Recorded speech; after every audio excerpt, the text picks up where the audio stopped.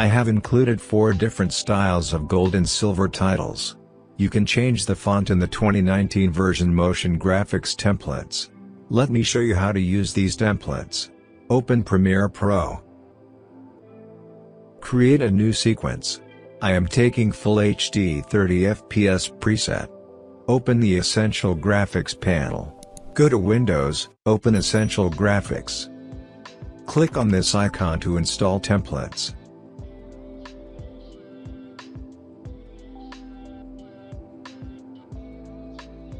Place template to the timeline.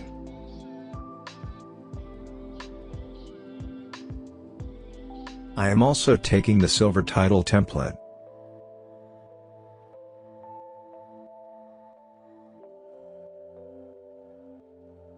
In the Edit tab, you can change text, font, text position, and text scale.